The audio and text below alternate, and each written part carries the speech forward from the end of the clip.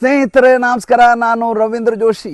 ಮೊನ್ನೆ ಶನಿವಾರ ಒಂದು ಘಟನೆ ನಡೆಯಿತು. ಇದರ ಕುರಿತಾಗಿ ಸೋಷಿಯಲ್ ಮೀಡಿಯಾದಲ್ಲಿ ಯಾವ ರೀತಿಯಲ್ಲಿ ಅದನ್ನು ತಿರುಚುವ ಪ್ರಯತ್ನ ನಡೀತಾ ಇದೆ ಅಂದರೆ, ಭಾರತ ದೇಶದಲ್ಲಿ ಸೋಷಿಯಲ್ ಮೀಡಿಯಾ ಈ ರೀತಿಯಾಗಿ ಬಳಸ್ಕೊಳ್ಳಿಕ್ಕೂ ಜನ ಹೆಸೋದಿಲ್ಲ ಅನ್ನೋದಕ್ಕೆ ಇದಕ್ಕಿಂತ ಒಳ್ಳೆಯ ಉದಾಹರಣೆ ಸಿಗಲಿಕ್ಕೆ ಸಾಧ್ಯವಿಲ್ಲ.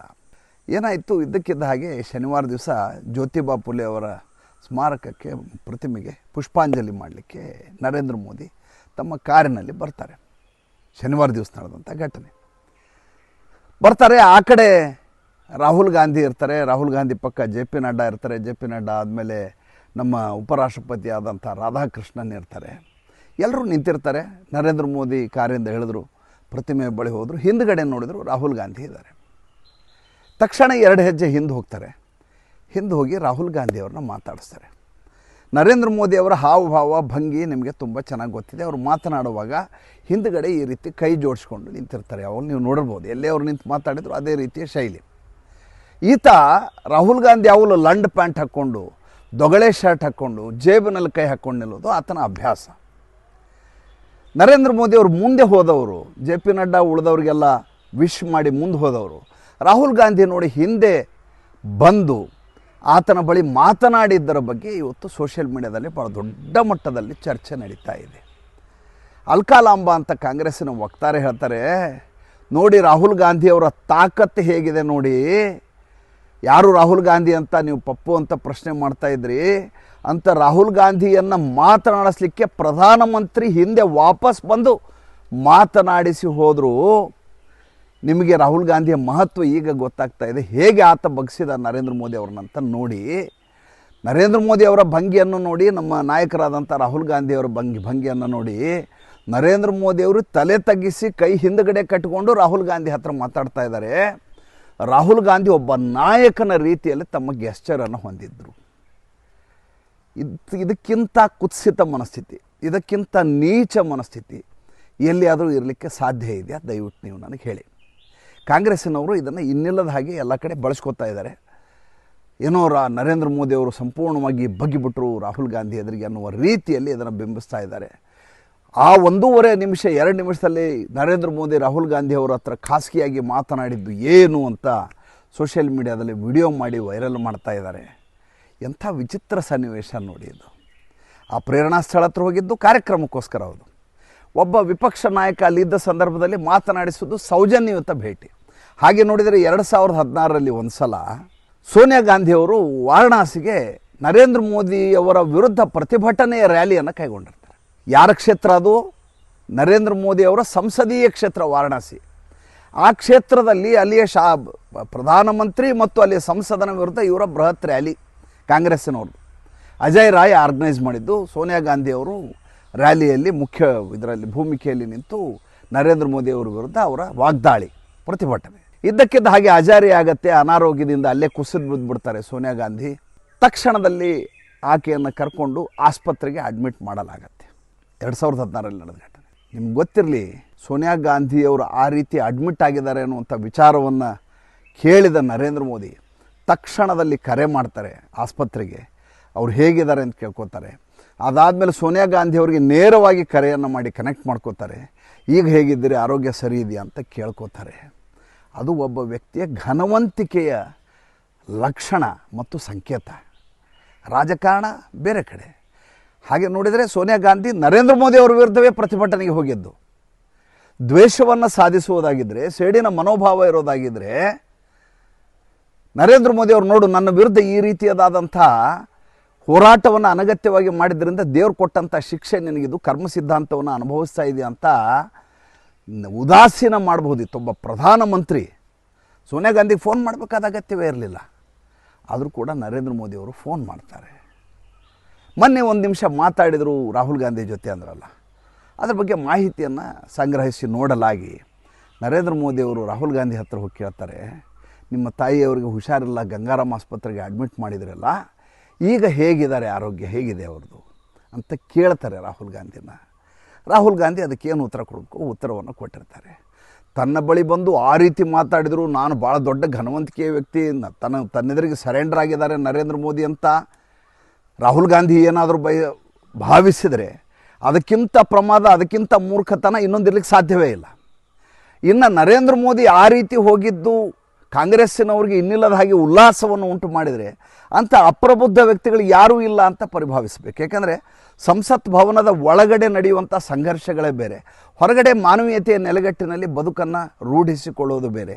ನರೇಂದ್ರ ಮೋದಿ ಅಂಥ ರಾಷ್ಟ್ರೀಯ ಸ್ವಯಂ ಸೇವಕ ಸಂಘದ ಹಿನ್ನೆಲೆಯಿಂದ ಬಂದಂಥ ಒಬ್ಬ ವ್ಯಕ್ತಿ ಯಾರು ತನ್ನನ್ನು ತಾನು ಪ್ರಧಾನ ಸೇವಕ ಅಂತ ಕರ್ಕೋತಾರೋ ಪ್ರಧಾನಮಂತ್ರಿ ಹುದ್ದೆಗೆ, ಅಂಥ ವ್ಯಕ್ತಿ ಅನಗತ್ಯವಾಗಿ ತಾನು ಪ್ರೈಮ್ ಮಿನಿಸ್ಟರ್ ಅನ್ನುವಂಥ ಕಾರಣಕ್ಕೋಸ್ಕರ ಎಡಗಡೆ ರಾಹುಲ್ ಗಾಂಧಿ ಇದ್ದರೂ ನೆಗ್ಲೆಕ್ಟ್ ಮಾಡಿಕೊಂಡು ಮುಂದೆ ಹೋಗಿಬಿಡೋದು, ಆತ ಇದ್ದರೂ ಇರಲಾರ್ದವ್ರ ಹಾಗೆ ನಟಿಸುವುದು, ಆ ರೀತಿ ಮಾಡಬೇಕಾದ ಪ್ರಮೇಯವೂ ಇಲ್ಲ. ಮತ್ತು ಆ ರೀತಿಯ ಆಶ್ಚರ್ಯದ ವ್ಯಕ್ತಿಗಳಿಗೆ ಅಂಥ ನಾಟಕಗಳು ಬರೋದಿಲ್ಲ. ನೀನೇ ಬೆಳಗಿನ ಸಂಚಿಕೆಯಲ್ಲಿ ಒಂದು ಮಾತನ್ನು ಹೇಳಿದ್ದೆ ನಾನು ನಿಮ್ಗೆ, ಏನಂದರೆ ಇಷ್ಟೆಲ್ಲ ಪಾಕಿಸ್ತಾನ ಕ್ಯಾಬ್ರೆಟ್ ಡ್ಯಾನ್ಸರ್ ಥರ ಡ್ಯಾನ್ಸ್ ಮಾಡುವ ಸಂದರ್ಭದಲ್ಲಿ ಭಾರತದ ಮೇಲೆ ಇನ್ನಿಲ್ಲದ ಹಾಗೆ ಕಾಂಗ್ರೆಸ್ಸಿಗರು ಮುಗಿ ಬೀಳ್ತಾ ಇದ್ದಾರೆ. ಫೆನಾಮಿನಲ್ ಡಿಪ್ಲೊಮಸಿ ಪಾಕಿಸ್ತಾನದ್ದು ಭಾರತ ಏನು ಮಾಡ್ತಾ ಇದೆ ಅಂತ ಬಾಯಿಗೆ ಬಂದಾಗ ಆಡ್ತಾ ಇದ್ದಾರೆ. ಭಾರತ ಗುಪ್ತಗಾಮಿನಿಯ ಹಾಗೆ ಭಾರತವನ್ನು ಹೇಗೆ ರಕ್ಷಿಸಬೇಕು ಇಲ್ಲಿ ಪ್ರಜೆಗಳನ್ನ ಅಂತ ತನ್ನ ಕೆಲಸಗಳನ್ನು ಯಾರಿಗೂ ಹೇಳಲಾರದೆ ನಿರಂತರವಾಗಿ ತನ್ನ ಯತ್ನಗಳನ್ನು ಮಾಡ್ತಾ ಇದೆ. ಜನರನ್ನು ಈ ತೈಲ ಸಮೃದ್ಧಿಗಾಗಿ, ಈ ದೇಶಕ್ಕಾಗಿ ಏನು ಬೇಕೋ ಅದನ್ನು ಮಾಡುವ ಪ್ರಕ್ರಿಯೆಯನ್ನು ನಡೆಸ್ತಾ ಇದ್ದಾರೆ ಅಂತ. ಡಾಕ್ಟರ್ ಜೈಶಂಕರ್ ನಿನ್ನೆ ಇಲ್ಲ ಮೊನ್ನೆ ಯುನೈಟೆಡ್ ಅರಬ್ ಎಮಿರೇಟ್ಸಲ್ಲಿದ್ದರು. ಅಲ್ಲಿಯ ವಿದೇಶಾಂಗ ಸಚಿವರ ಜೊತೆ ಮಾತುಕತೆ ನಡೆಸಿದರು. ಅದು ಬೇರೆ ಬೇರೆ ಕಾರಣಗಳಿಗಾಗಿ ಹೋಗಿದ್ದರು. ಅಲ್ಲಿ ನಡೆದಂಥ ದಾಳಿ, ಅದರಿಂದಾಗಿ ಅವ್ರಿಗೆ ಆಗಿರುವಂಥ ವಿಶ್ವಾಸಾರ್ಹತೆ ಕೊಂದು, ಅಲ್ಲಿರುವಂಥ ಭಾರತೀಯರ ಈಗಿರುವಂಥ ಸ್ಥಿತಿಗತಿ, ಒಬ್ಬ ವಿದೇಶಾಂಗ ಸಚಿವನಾಗಿ ಈ ರೀತಿಯಾದಂಥ ಸಮನ್ವಯವನ್ನು ಡೈಲಾಗ್ಸ್ ಮಾಡಬೇಕಾದ ಅನಿವಾರ್ಯತೆ ಇರುತ್ತೆ. ಮತ್ತು ಹಾಗೆ ಹೋಗುವ ಮೂಲಕ ಬಾಂಧವ್ಯ ಇನ್ನಷ್ಟು ಗಟ್ಟಿಯಾಗತ್ತೆ. ನೋಡಿ, ದೇಶ ಸಮೃದ್ಧವಾಗಿದ್ದಾಗ, ಯಾವುದೇ ತಾಪತ್ರ ಇಲ್ಲದೆ ಇದ್ದಾಗ ನೀವು ಮಾತಾಡಿಸ್ತಾ ಇದ್ದರೂ ಯಾವುದೇ ರೀತಿಯ ವ್ಯತ್ಯಾಸ ಆಗೋದಿಲ್ಲ. ಆದರೆ ಈ ರೀತಿ ವಿಹ್ವಲಗೊಂಡಂಥ ಸಂದರ್ಭದಲ್ಲಿ, ಜರ್ಜರಿತಗೊಂಡು ಮಾನಸಿಕವಾಗಿ ಕುಗ್ಗಿ ಹೋದಂಥ ರಾಷ್ಟ್ರೀಯ ಸ್ಥಿತಿ ಇರುವ ಸಂದರ್ಭದಲ್ಲಿ ಆ ದೇಶಕ್ಕೆ ಭೇಟಿ ನೀಡುವುದಿದೆಯಲ್ಲ, ಅದು ಮುಂದಿನ ದಿನಗಳಲ್ಲಿ ದೂರದರ್ಶಿತ್ವದ ಸಂಕೇತ ಇದೆ. ಮುಂದಿನ ದಿನಗಳಲ್ಲಿ ಭಾಳ ದೊಡ್ಡ ಮಟ್ಟದ ಭಾರತಕ್ಕೆ ಅದರ ಬಾಂಧವ್ಯದ ಲಾಭಗಳಾಗ್ತವೆ. ವ್ಯಾವಹಾರಿಕವಾಗಿ ಬೇಡ, ಮಾನವೀಯತೆಯ ನೆಲೆಗಟ್ಟಿನಲ್ಲಿ ಎರಡು ದೇಶಗಳ ಸಮನ್ವಯತೆಯ, ಎರಡು ದೇಶಗಳ ಮಧ್ಯದ ಬಾಂಧವ್ಯದ ಅವಿನಾಭಾವ ಸಂಬಂಧದ ದ್ಯೋತಕವಾಗಿ ನಿಲ್ತವೆ. ಒಂದು ಭಾಳ ದೊಡ್ಡದಾದಂಥ ಡೀಲ್ ನಮ್ಮದು ಅವ್ರದ್ದು ಒಟ್ಟಿಗೆ ಇದೆ. ನಿಮ್ಗೆ ಈಗಾಗಲೇ ಗೊತ್ತು, ಅಲ್ಲಿ ಗೂಗಲ್ ಪೇ, ಫೋನ್ಪೇ ಎಲ್ಲ ನಮ್ಮದು ಹೇಗೆ ಹಾಗೆ UPI ವ್ಯವಸ್ಥೆಗಳನ್ನ ನರೇಂದ್ರ ಮೋದಿ ಮಾಡಿ ಬಂದಿದ್ದಾರೆ. ಇಂಟ್ರ್ ಎಕ್ಸ್ಚೇಂಜು, ಫೈನಾನ್ಸ್ ಎಕ್ಸ್ಚೇಂಜಿಗೆ ನಾವು ಯಾವುದೇ ದುಡ್ಡನ್ನು ಕಟ್ಟಬೇಕಾಗಿಲ್ಲ. ಆ ರೀತಿಯ ಸೌಲಭ್ಯಗಳೆಲ್ಲ ಯುನೈಟೆಡ್ ಅರಬ್ ಎಮಿರೇಟ್ಸಲ್ಲಿ ಈಗಾಗಲೇ ಮಾಡಿ ಆಗೋಗಿದೆ. ಈಗ ನಮ್ಮದು ಮತ್ತು ಅವ್ರದ್ದು ಇನ್ನೊಂದು ಭಾಳ ಮುಖ್ಯವಾದಂಥ ಒಂದು ವ್ಯವಹಾರ ಇದೆ. ಅದೇನಪ್ಪ ಅಂತಂದರೆ ರಫೇಲ್ ಡೀಲ್. ಏನು ಫ್ರಾನ್ಸ್ ಜೊತೆ ರಫೇಲ್ ಡೀಲನ್ನು ಭಾರತ ಮಾಡಿಕೊಂಡಿದೆ. ನಮ್ಮ ಹಾಗೆಯೇ ಅಲ್ಲಿಯ ಏರ್ಫೋರ್ಸ್, ಯುನೈಟೆಡ್ ಅರಬ್ ಎಮಿರೇಟ್ಸ್ನ ಏರ್ಫೋರ್ಸ್ ಏನಿದೆ ಅದು ಕೂಡ ರಫೇಲ್ ಡೀಲನ್ನು ಮಾಡಿಕೊಂಡಿದೆ. ಇದು ತ್ರಿಪಕ್ಷೀಯ ಮಾತುಕತೆ ಆಗಬೇಕೀಗ. ಅವರು ನಮಗೆ ಟೆಕ್ನಿಕಲ್ ನೋಹವನ್ನು ಕೊಡಬೇಕು. ಫ್ರಾನ್ಸ್ನವರು ಕೆಲವೊಂದನ್ನು ಕೊಡ್ತೀನಿ ಅಂತ ಹೇಳಿದ್ರೆ ಕೆಲವೊಂದು ಡಿಕೋಡ್ ಮಾಡಲಿಕ್ಕೆ ಆಗೋಲ್ಲ ಅಂತ ಹೇಳಿದ್ದಾರೆ. ಯುನೈಟೆಡ್ ಅರಬ್ ಎಮಿರೇಟ್ಸ್ ಹೇಳುತ್ತೆ, ನಮಗೆ ನೀವು ಆ ರೀತಿಯಾದಂಥ ಎಲ್ಲ ಡಿಕೋಡ್ಗಳನ್ನು ನಮ್ಗೆ ಕೊಡಲಿಲ್ಲ ಅಂದರೆ, ಸಂಕೇತಗಳನ್ನು ನಮ್ಗೆ ನೀಡದೆ ಹೋದ್ರೆ, ಟೆಕ್ನಿಕಲ್ ನೋಹಾವು ಕೊಡದೆ ಹೋದರೆ ನಾನು ನಿಮ್ಮ ಹತ್ರ ವ್ಯವಹಾರ ಮಾಡೋದಿಲ್ಲ ಅಂತ ಸ್ಥಗಿತಗೊಳಿಸಿದೆ. ಕೇವಲ ಎರಡು ದೇಶಕ್ಕೆ ಮಾತ್ರ ಸೀಮಿತ ಆಗಿದ್ದಲ್ಲ, ಅದು ಭಾರತ ಅಥವಾ ಫ್ರಾನ್ಸಿಗೆ ಮಾತ್ರ ಸಂಬಂಧಪಟ್ಟದ್ದಲ್ಲ, ಅಥವಾ ಯುನೈಟೆಡ್ ಅರಬ್ ಎಮಿರೇಟ್ಸು ಮತ್ತು ಫ್ರಾನ್ಸ್ ಎರಡಕ್ಕೆ ಸಂಬಂಧಪಟ್ಟದ್ದಲ್ಲ, ತ್ರಿಪಕ್ಷೀಯವಾಗಿರೋದ್ರಿಂದ ಮಾತುಕತೆ ಆಡಿ ಸುಗಮಗೊಳಿಸಬೇಕಾದಂಥ ಅನಿವಾರ್ಯತೆ ಇದೆ. ಎರಡನೇದ್ದು, ಯಾವ ಈ ಯುನೈಟೆಡ್ ಅರಬ್ ಎಮಿರೇಟ್ಸ್ನ ಪೋರ್ಟ್ ಇದೆಯಲ್ಲ, ಪೋರ್ಟಿಗೆ ಸವಾಲಾಗಿ ಪಾಕಿಸ್ತಾನ, ಚೈನಾ ಮಧ್ಯೆ ಒಂದು ಪೋರ್ಟ್ ಇದೆ. ಯುನೈಟೆಡ್ ಅರಬ್ ಎಮಿರೇಟ್ಸಿಂದನೇ ಸಾಲ ಪಡೆದ ಪಾಕಿಸ್ತಾನ ತನ್ನ ಪೋರ್ಟನ್ನು ಮಾಡಿಕೊಂಡು ಅಲ್ಲಿ ಇವರಿಗೆ ನಮ್ಮ ದುಡ್ಡಲ್ಲೇ ನೀವು ಅಂಗಡಿ ತೆಗೆದು, ನಮ್ಮ ಅಂಗಡಿ ಎದುರಿಗೆ ನೀವು ಅಂಗಡಿ ಮಾಡಿದ್ರೆ ಹೆಂಗಿರುತ್ತೆ ಸ್ವಾಮಿ? ಯಾರಾದರೂ ಒಪ್ಪಕ್ಕಾಗತ್ತಾ? ನೀವು ಸಾಲ ತೊಗೊಂಡದ್ದು ಯಾರಿಂದ? ನನ್ನಿಂದ ಸಾಲ ತೊಗೊಂಡು ಬೇರೆ ಯಾವುದೋ ಕೆಲಸ ಮಾಡಲಿ, ನೀವು ನನ್ನ ಅಂಗಡಿ ಎದುರಿಗೆ ಅಂಗಡಿ ಹಾಕಿದರೆ ಇದು ಎಂದಾದರೂ ಸಾಧ್ಯವೇ ಹೀಗೆ ಮಾಡಲಿಕ್ಕೆ? ಆ ಕೆಲಸವನ್ನು ಪಾಕಿಸ್ತಾನ ಮಾಡಿದೆ. ಯುನೈಟೆಡ್ ಅರಬ್ ಎಮಿರೇಟ್ಸ್ ಖುದ್ದು ಹೋಗಿದೆ ಪಾಕಿಸ್ತಾನದ ವಿಚಾರದಲ್ಲಿ.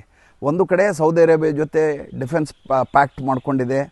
ಅದರ ಬಗ್ಗೆ ಯುನೈಟೆಡ್ ಅರಬ್ ಎಮಿರೇಟ್ಸ್ಗೆ ಭಾಳ ದೊಡ್ಡ ಮಟ್ಟದ ಕೋಪ ಇದೆ. ಯಾವ ಪಾಕಿಸ್ತಾನ ಒಂದು ಸಲ ಇರಾನ್ ಜೊತೆ ತೋರಿಸ್ಕೋತದೆ, ಒಂದು ಸಲ ಚೈನಾದ ಜೊತೆ ಇರ್ತದೆ, ಇನ್ನೊಂದು ಸಲ ಅಮೇರಿಕಾದ ಕ್ಯಾಬ್ರೆ ಡ್ಯಾನ್ಸರ್ ಆಗಿ ಡ್ಯಾನ್ಸ್ ಮಾಡಲಿಕ್ಕೆ ಶುರು ಮಾಡ್ತದೆ. ಹೀಗಿರುವಾಗ ಸರಿಯಾದಂಥ ಸ್ಟ್ರಾಟಜಿಕ್ ಪಾರ್ಟ್ನರ್ಶಿಪ್ಪು ಯುನೈಟೆಡ್ ಅರಬ್ ಎಮಿರೇಟ್ಸ್ಗೆ ಭಾಳ ಅತ್ಯಂತ ಮುಖ್ಯವಾದಂಥ ವಿಚಾರ. ಇಸ್ಲಾಮಿಕ್ ರಾಷ್ಟ್ರ ಅನ್ನುವಂಥ ಕಾರಣಕ್ಕೋಸ್ಕರ ಪಾಕಿಸ್ತಾನವನ್ನು ಜೊತೆಗೆ ಇಟ್ಕೊಳ್ಳಿಕ್ಕೆ ಯುನೈಟೆಡ್ ಅರಬ್ ಎಮಿರೇಟ್ಸ್ ಸಿದ್ಧ ಇಲ್ಲ. ಆಮೇಲೆ ಯುನೈಟೆಡ್ ಅರಬ್ ಎಮಿರೇಟ್ಸ್ನಲ್ಲಿ ನೀವು ಬೀದಿ ಬೀದಿಯಲ್ಲಿ ನಮಾಜ್ ಗಿಮಾಜ್ ಮಾಡೋ ಹಾಗಿಲ್ಲ, ಒದ್ದು ಒಳಗಡೆ ಹಾಕ್ತಾರೆ. ಅಲ್ಲಿ ಭಿಕ್ಷಾಟನೆ ಮಾಡುವ ಹಾಗಿಲ್ಲ, ಭಿಕ್ಷಾಟನೆ ಮಾಡಿದರೆ ಡಿಪೋರ್ಟ್ ಮಾಡ್ತಾರೆ. ಆ ರೀತಿಯಾದ ವ್ಯವಸ್ಥೆ ಇರುವ, ನಿಮ್ಮ ಧರ್ಮವನ್ನು ನಿಮ್ಮ ಮನೆ ಒಳಗಡೆ ಇಟ್ಕೊಂಥ ಇಸ್ಲಾಮಿಗಳಿಗೆ ಕೂಡ ಹೇಳುವಂಥ ವ್ಯವಸ್ಥೆ ಇರುವಂಥ ದೇಶ ಅದು. ಪಕ್ಕಾ ಮತಾಂಧ ಮುಸಲ್ಮಾನ ಶಕ್ತಿಯನ್ನು ಪಾಕಿಸ್ತಾನ ಭ್ರಾತೃತ್ವ ಅಂತ ಯುನೈಟೆಡ್ ಅರಬ್ ಎಮಿರೇಟ್ಸ್ ತೋರಿಸ್ಲಿಕ್ಕೆ ಹೋದರೆ ಅವ್ರು ಒಪ್ಪಲ್ಲ. ಅವರೊಬ್ಬರೇ ಅಲ್ಲ, ಸೌದಿಯ crown prince Mohammed bin Salman ಕೂಡ ಒಪ್ಪಲ್ಲ. ಈ ಹಿಂದೆ ಯುನೈಟೆಡ್ ಅರಬ್ ಎಮಿರೇಟ್ಸ್ನ ಮೊಹಮ್ಮದ್ ಬಿನ್ ರಾಶಿದ್ ಕೂಡ ಭಾರತಕ್ಕೆ ಬಂದು ಹೋಗಿದ್ದು, 46 ಗಂಟೆಗಳಲ್ಲಿ ಬಂದು ಭೇಟಿ ಕೊಟ್ಟು ಹೋಗಿರೋ ವಿಚಾರವನ್ನು ತಮ್ಗೆ ಹೇಳಿದೆ ನಾನು. ಮೊಹಮ್ಮದ್ ಬಿನ್ ಜಾಯದ್ ರಾಶಿದ್ ಅಂತೇಳಿ ಅವ್ರು ಬಂದು ಹೋಗಿರೋ ವಿಚಾರವನ್ನು ತಮ್ಗೆ ಹೇಳಿದ್ದೆ ನಾನು. ಈ ದೃಷ್ಟಿಯಲ್ಲಿ ಡಾಕ್ಟರ್ ಜಯಶಂಕರ್ ಅಲ್ಲಿಗೆ ಹೋಗಿ ಬರ್ತಾರೆ. ಅದಕ್ಕಿಂತ ಮುಂಚೆ 9 ಮತ್ತು 10ನೇ ತಾರೀಕು ಅವರು ಎಲ್ಲಿದ್ದರು? ಮಾರಿಷಸ್ಸಲ್ಲಿದ್ದರು. ಮಾರಿಷಸ್ ಜೊತೆ ತೈಲದ ಕೊಡ್ಕೊಳ್ಳುವಿಕೆಯ ಬಗ್ಗೆ, ತೈಲ ಮತ್ತು ಗ್ಯಾಸನ್ನು ಕೊಡ್ಕೊಳ್ಳುವ ಬಗ್ಗೆ ಮಾತುಕತೆ ನಡೆಸ್ತಾರೆ. ಮಾತುಕತೆ ನಡೆಸಿ ಆದ ಮಾರನೇ ದಿವಸವೇ ಯುನೈಟೆಡ್ ಅರಬ್ ಎಮಿರೇಟ್ಸ್ಗೆ ಅವ್ರು ಬರ್ತಾರೆ. ಆ ಕಡೆ ಹರ್ದೀಪ್ ಸಿಂಗ್ ಪುರಿ, ನಮ್ಮ ಪೆಟ್ರೋಲಿಯಂ ಉತ್ಪನ್ನದ ಸಚಿವ, ಆತ ನೇರವಾಗಿ ಕತಾರ್ನ ದೋಹಾಗೆ ಹೋಗಿ ಇಳಿತಾರೆ. ಅಲ್ಲಿ ಪೆಟ್ರೋಲಿಯಂ ಸಚಿವನ ಜೊತೆ ಮಾತುಕತೆಯನ್ನು ನಡೆಸ್ತಾರೆ. ಈಗಿರುವಂಥ ಸಂಕಷ್ಟದ ಸಂದರ್ಭದಲ್ಲಿ ಅಲ್ಲಿ ಪ್ರೊಡಕ್ಷನ್ನೇ ಆಗ್ತಾಯಿಲ್ಲ. ಈ ಸ್ಟ್ರೇಟ್ ಆಫ್ ಹಾರ್ಮುಸಿಂದ ಗ್ಯಾಸ್ ಸಪ್ಲೈನ ತೊಂದರೆ ಅಲ್ಲ, ಇದು ಉತ್ಪನ್ನಕ್ಕೆ ತೊಂದರೆಯನ್ನು ಉಂಟು ಮಾಡಿದೆ ಇರಾನು. ಅದರ ಕುರಿತು ಮಾತುಕತೆ ಆಡಿ ಭಾರತಕ್ಕೆ ಬರಬೇಕಾದಂಥ ಎಷ್ಟು ಆಮದನ್ನು ಮಾಡ್ಕೋಬೇಕು ಅದರ ಕುರಿತು ಮಾತುಕತೆಯನ್ನು ಅವರು ಹರ್ದೀಪ್ ಸಿಂಗ್ ಪುರಿ ನಡೆಸ್ತಾ ಇದ್ದಾರೆ. ಇದರ ಮಧ್ಯೆ ಕ್ಯಾಬ್ರೆ ಡ್ಯಾನ್ಸರ್ ಥರ ಭಾರತ ಆ ಕಡೆ ಅಮೇರಿಕ, ಈ ಕಡೆ ಇರಾನನ್ನು ಹೋಟೆಲಲ್ಲಿ ರೂಮಲ್ಲಿ ಕೂಡಿಸಿ ಮುಜರಾ ಡ್ಯಾನ್ಸ್ ಮಾಡುವಂಥ ಕಾಂಗ್ರೆಸ್ನವರು ನಿರೀಕ್ಷೆ ಮಾಡಿದರೆ, ಜಯರಾಮ್ ರಮೇಶ್ ಥರದವರು ಭಾರತ ಗಂಭೀರವಾಗಿ ದೇಶವನ್ನು ಸಮೃದ್ಧಗೊಳಿಸುವ, ಗಟ್ಟಿಗೊಳಿಸುವ ಪ್ರಯತ್ನವನ್ನು ಮಾಡ್ತಾ ಇದೆ. ಅದರ ಮಧ್ಯೆ ಈ ರೀತಿ ಚಿಲ್ಲರೇ ಆದಂಥ ಹೇಳಿಕೆಗಳನ್ನು ಕೊಡ್ತಾ ಜಯರಾಮ್ ರಮೇಶ್ಗೆ ರಾಜ್ಯಸಭಾ ಸದಸ್ಯ ಆಗೋದೇ ಒಂದು ಜೀವನದ ದೊಡ್ಡ ಸೌಭಾಗ್ಯ ಅಂತ ಭಾವಿಸ್ಕೊಂಡಿದ್ದಾರೆ. ಅವರು ಫೆನಾಮಿನಲ್ ಡಿಪ್ಲೊಮಸಿ ಆಫ್ ಪಾಕಿಸ್ತಾನ್ ಅಂತ ಹೇಳ್ತಾರೆ. ಆತ ಲಿಪ್ಸ್ಟಿಕ್ ಹಚ್ಕೊಂಡು ಡ್ಯಾನ್ಸ್ ಮಾಡ್ತಾ ಇದ್ದಾನೆ ರೀ ಶಹಬಾಜ್ ಶರೀಫು. ಈತ ಗಾರ್ಡ್ ಥರ ಸೆಲ್ಯೂಟ್ ಹೊಡ್ತಾನೆ ಇವನು. ಯಾರು? ಆಸಿಮ್ ಮುನೀರು. ಇವ್ರ ಥರ ಭಾರತದ ನಮ್ಮ ವಿದೇಶಾಂಗ ಸಚಿವ, ನಮ್ಮ ಪ್ರಧಾನಮಂತ್ರಿಗಳು ಆ ರೀತಿ ಆಡ್ಲಿಕ್ಕೆ ಸಾಧ್ಯ ಇದೆಯೇನ್ರಿ? ಇವರಿಗೆಲ್ಲ ಯಾರು ಬುದ್ಧಿ ಹೇಳಬೇಕು ನನಗೆ ಅರ್ಥ ಆಗಲ್ಲ. ಮತ್ತು ಮುಂದಿನ ಸಂಚಿಕೆಯಲ್ಲಿ ಹೊಸ ವಿಷಯದೊಂದಿಗೆ ಬರ್ತೀನಿ. ಸಂಚಿಕೆ ಇಷ್ಟ ಆದರೆ ಲೈಕ್ ಮಾಡಿ, ಫಾಲೋ ಮಾಡಿ, ಶೇರ್ ಮಾಡಿ. ನಮ್ಮ ಮುಕ್ತ ಪತ್ರಿಕೋದ್ಯಮಕ್ಕೆ ಆರ್ಥಿಕವಾಗಿ ಬೆಂಗಾವಲಾಗಿ ನಮಸ್ಕಾರ.